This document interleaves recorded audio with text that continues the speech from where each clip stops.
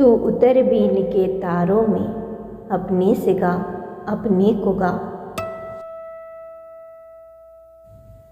असाध्य वीणा अर्थात एक ऐसी वीणा जिसे आज तक कोई व्यक्ति साध नहीं पाया था, बजा नहीं पाया था। ब्रजकीर्ति नामक साधक ने अपने जीवन भर की साधना से इस वीणा का निर्माण किया था तथा वीणा के निर्माण के साथ ही ब्रजकीर्ति की जीवन लीला भी समाप्त हो गई। यह वीणा अब एक राजा के दरबार में है। राजा के सारे जाने माने कलावंत आज तक इसे साध नहीं पाए थे, अतः यह असाध्य वीणा के नाम से ही प्रख्यात हो गई थी।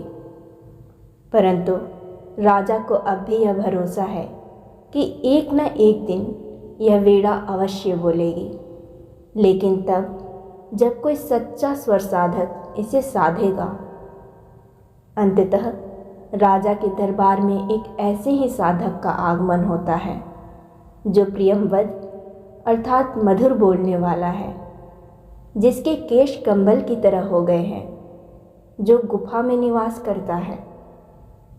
प्रियंवद स्वयं को भुलाकर उस असाध्य वीणा से एकाकार हुआ, उसके साथ संवाद स्थापित कर उसकी सृजन प्रक्रिया से जुड़ा और उस असाध्य कही जाने वाली वीणा को साधने में सफल हुआ। आ गए प्रियंवद, केश कंबली गुफा गे। राजा ने आसन दिया, कहा कृतकृत्य हुआ मैं तात, पधारे आप। भरोसा है अब मुझको, साध आज मेरे जीवन की पूरी होगी। लघु संकेत समझ राजा का गर दौड़े, लाए असाध्य वीणा। साधक के आगे रख उसको हट गए। सभा के उत्सुक आंखें एक बार वीणा को लग टिक गई प्रियंवद के चेहरे पर। यह वीणा उत्तराखंड के गिरि प्रांतर से घने वनों में जहाँ तपस्या करते हैं ब्रह्मचारी, बहुत समय पहले आई थी। पूरा तो इतिहास न जान सके हम, किंतु सुना है ब्रजकीर्ति ने मंत्रपूत जिस अति प्राचीन किरीट तरु से इसे गढ़ा था, उसके कानों में हिमशिखर रहस्य कहा करते थे। अपने कंधों पर बादल सोते थे, उसकी करी शूंडों से डालें हिमवर्षा से पूरे वन युद्धों का कर लेती थी परित्राण। कोटर में भालू बसते थे, केहरी उसके वलकल से कंधे खुजलाने आते थे, और सुना है जड़ उसकी जा पहुंची थी पाताल लोक। उसकी गंध प्रवण शीतलता से फर्टिका नागबासुकी सोता था। उसी किरीट तरु से ब्रजकीर्ति ने सारा जीवन इसे गढ़ा। हठ साधना यही थी उस साधक की। वीण पूरी हुई, साथ साधना, साथ ही जीवन लीला। राजा रुके, सांस लंबी लेकर फिर बोले, मेरे हार गए सब जाने माने कलावंत, सबकी विद्या हो गई अकारत दर्पचूर। कोई ज्ञानी गुणी आज तक किसे न साध सका। अब यह असाध्य वीणा ही ख्यात हो गई, पर मेरा अब भी है विश्वास, कृच्छ तप ब्रजकीर्ति का व्यर्थ नहीं था। वीणा बोलेगी अवश्य, पर तभी इसे जब सच्चा स्वर सिद्ध गोद मिलेगा। तात प्रियंवद, लो यह सम्मुख रही तुम्हारे ब्रजकीर्ति की वीणा। यह मैं, यह रानी, भरी सभा, यह सब उदग्र प्रयुत्सुक जन मात्र प्रतीक्षणमाण। केश कंबली गुफा गेह ने खोला कंबल, धरती पर चुपचाप बिछाया। वीणा उस पर रख पलक मूंद कर प्राण खींच करके प्रणाम, अस्पर्श छुअन से छुए तार। धीरे बोला, राजन पर मैं तो कलावंत हूँ नहीं, शिष्य साधक हूँ, जीवन के अनकहे सत्य का साक्षी। ब्रजकीर्ति प्राचीन किरीट तरु अभिमंत्रित वीणा, ध्यान मात्र इनका तो गदगद बेवल कर देने वाला है। चुप हो गया प्रियंवद, सभा भी मौन हो रही। वाद्य उठा, साधक ने गोद में रख लिया। धीरे धीरे झुक उस पर तारोपन मस्तक टेक दिया। सभा चकित थी। अरे प्रियंवद क्या सोता है? केश कंबली अथवा होकर पराभूत झुक गया वाद्य पर। वीणा सचमुच क्या है असाध्य, पर उस स्पंदित सन्नाटे में मौन प्रियंवद साध रहा था वीणा नहीं, स्वयं अपने को शोध रहा था। सघन निविड़ में वह अपने को सौंप रहा था उसी किरीट तरु को। कौन प्रियंवद है कि दंभ कर इस अभिमंत्रित कारुवाद्य के सम्मुख आवे? कौन बजावे? यह वीणा जो स्वयं जीवन भर की साधना रही। भूल गया था केशकंबली राजसभा को, कंबल पर अभिमंत्रित एक अकेलेपन में डूब गया था, जिसमें साक्षी के आगे था जीवित रहे किरीट तरो, जिसकी जड़ वासुकी के फण पर थी आधारित, जिसके कंधों पर बादल सोते थे और कान में जिसके हिमगिरी कहते थे अपने रहस्य। संबोधित कर उस तरु को करता था नीरव एकालाप प्रियंवद, ओ विशाल तरु, शत सहस्त्र पल्लवन पतझरों ने जिसका नित रूप सवारा, कितनी बरसातों कितनी खगोतों ने आरती उतारी, दिन भौरे कर गए गुंजरित, रातों में झिल्ली ने अंथक मंगल गान सुनाए, सांझ सवेरे अनगिन अनचिन्हे खगकुल की मोद भरे क्रीड़ा काकली डाली डाली को कपा गए।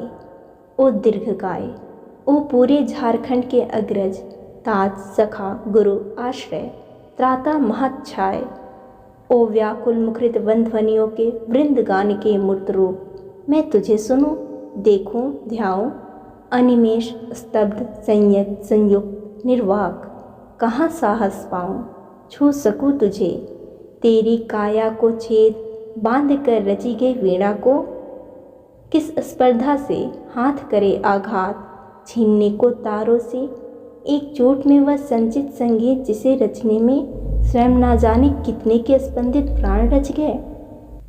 नहीं नहीं, वीणा यह मेरी गोद रही है, रहे, किंतु मैं ही तो तेरी गोदी में बैठा मोद भरा बालक हूँ। तो तात तरो, संभाल मुझे, मेरी हर किलक पुलक में डूब जाए, मैं सुनो गुनो विस्मय से भर आंकों, तेरे अनुभव का एक एक अंतःस्वर, तेरे दोलन की लोरी पर झूमूं मैं तन में, गातो तेरे लय पर मेरी सांसें भरे पूरे रीतें विश्रांति पाएं, गातो यह वीणा रखी है तेरा अंग अपंग, किंतु अंगी तू अक्षत आत्मभरित रसविद, तू गा, मेरे अंधियारे अंतस में आलोक जगा, स्मृति का श्रुति का, तू गा तू गा तू गा तू गा। हाँ, मुझे स्मरण है, बदली कौंद पत्तियों पर वर्षा बूंदों की पटपट, घनी रात में महुए का चुपचाप टपकना, चौके खगशावक की चिहुक, शिलाओं को दुलारते वन झरने के द्रुत लहरीले जल का कल निलाद, कोहरे में छनकर आती पर्वती गांव के उत्सव ढोलक की थाप, गरणिये की अनमनी बांसुरी, कटफोड़े का ठेका, फुल सुंघनी की आतुर फुरकन, ओस बूंद की ढरकन इतनी कोमल तरल कि झरते झरते मानो हर सिंगार का फूल बन गई। भरे शरद की ताल, लहरियों की सरसर ध्वनि, कूंजों का क्रिंकार, कांद लंबी टिट्टिभ की, पंख युक्त सायक सी हंस बालका, चीड़ वनों में गंध अंध उन्मंद पतंग की जहाँ तहाँ टकराहट, जल प्रपात का प्लुत एक स्वर, झिल्ली दादुर कोकिल चातक की झंकार पुकारों की यति में संस्कृति की साएं साएं।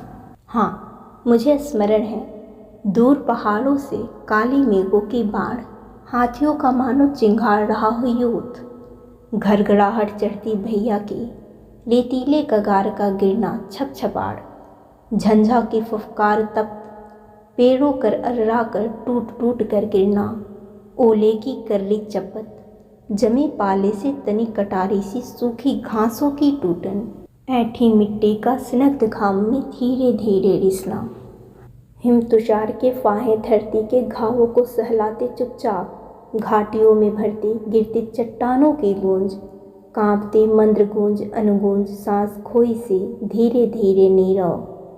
मुझे स्मरण है, हरी तलहट्टी में छोटे पेड़ों की ओट ताल पर बंधे समय वन पशुओं की नानाविध आतुर तृप्त पुकारें, गर्जन घुरघुर चीख भूख हुक्का चिचिहाहट, कमल कुमुद पत्थरों पर चोर पैर द्रुत धावित, जल पंछी की छाप, थाप दादुर की चकित छलांगों की, पंथी के घोड़ों की टाप अधीर, अचंचल धीर थाप भैंसों की भारी खुरकी।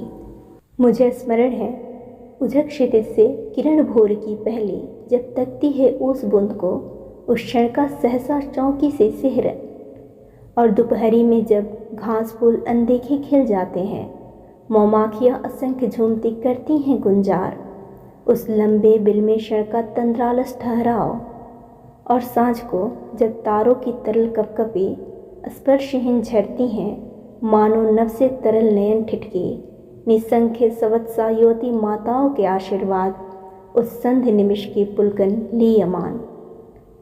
मुझे स्मरण है और चित्र प्रत्येक स्तब्ध विजड़ित करता है मुझको। सुनता हूँ मैं, पर हर स्वर कंपन लेता है मुझको, मुझसे शोक वायु सा नाद भरा मैं उड़ जाता हूँ। मुझे स्मरण है पर मुझको मैं भूल गया हूँ। सुनता हूँ मैं, पर मैं मुझसे परे शब्द में लीयमान। मैं नहीं, मैं कहीं नहीं। ओ रे तरु, ओ वन, ओ स्वर सांभर, नाद में संस्कृति, ओ रस प्लावन। मुझे क्षमा कर भूल अकिंचनता को मेरी, मुझे ओट दे ढक ले छा ले। ओ शरण ले मेरे गूंगेपन को, तेरे सोए स्वर सागर क्या ज्वार डुबा ले। आ मुझे भुला, तू उतर बीन के तारों में, अपने से गा, अपने को गा। अपने खगकुल को मुखरित कर, अपनी छाया में पले मृगों की चौकड़ियों को ताल बांध। अपनी छाया तब दृष्टि पवन पल्लव कुसुमों की लय पर, अपने जीवन संचय को कर छंदयुक्त। अपनी प्रज्ञा को वाड़ी दे, तू गा, तू गा, तू सन्निधि पा, तू खो, तू आ, तू हो, तू गा, तू गा। राजा जागे, समाधिस्थ संगीतकार का हाथ उठा था। कांपी थी उंगलियां, अलस अंगड़ाई लेकर मानो जाग उठी थी वीणा। किलक उठे थे स्वर शिशु, नीरो पद पर रखता जालिक मायावी, सधे करों से धीरे धीरे धीरे डाल रहा था जाल हेम तारों का। सहसा वीणा झंझना उठी, संगीतकार की आंखों में ठंडी पिघली ज्वाला से झलक गई। रोमांच एक बिजली सा सबके तन पर दौड़ गया। अवतरित हुआ संगीत स्वयंभू, जिसमें सोता है अखंड ब्रह्म का मौन। अशेष प्रभा में डूब गए सब एक साथ, सब अलग अलग एकाकी पार तीरें।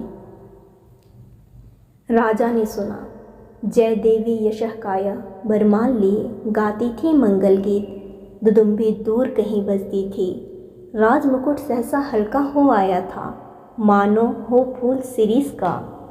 ईर्ष्या, महदकांक्षा, द्वेष, चाटुता सभी पुराने लुगड़े से झड़ गए। निखर आया था जीवन कांचन, धर्म भाव से जिसे निछावर वह कर देगा।